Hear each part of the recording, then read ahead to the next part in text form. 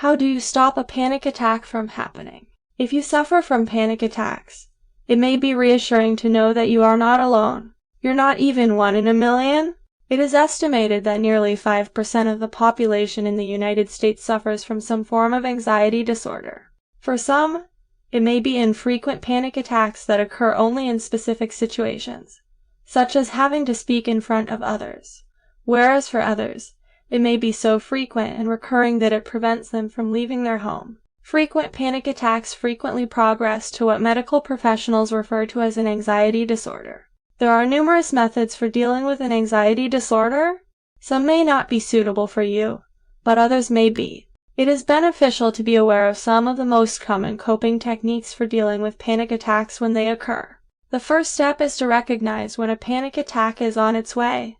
When you have enough of them, you begin to notice the tingling sensation, shortness of breath, and disconnection from the real world around you.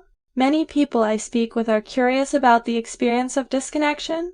They have a difficult time grasping it. It is all too familiar to those of us who suffer from panic attacks. It's as if you can see a solid object and see that it is there. You know it's there, but a part of you wonders if it really is. You might feel compelled to reach out and touch the object just to be sure.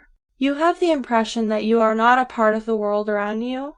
It's as if you're just a bystander in your own life, with no control over anything. This is a horrible sensation, believe me. How do you deal with panic attacks?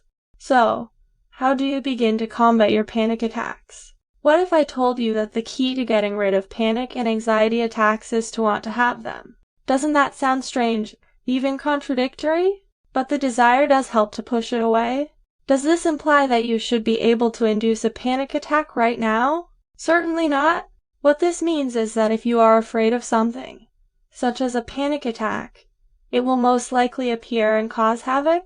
When you stand up to the attack, your chances of repelling it increase dramatically. If you resist a situation because you are afraid of it, the fear will persist. How do you stop resisting?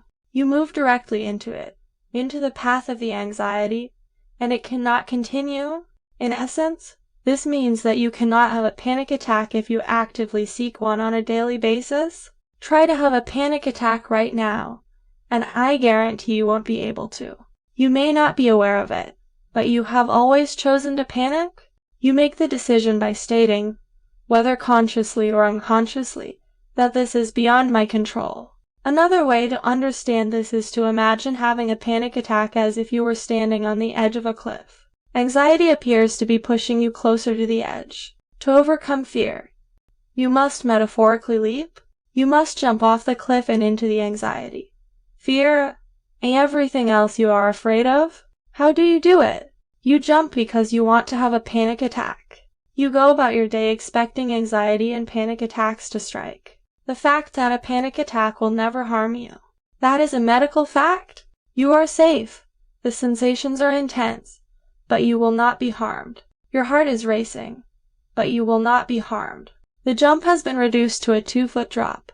It's completely risk-free. Anxiety creates an imbalance in your life by causing all of your mental worries to create a top-heavy sensation. Your entire focus shifts from the center of your body to your head.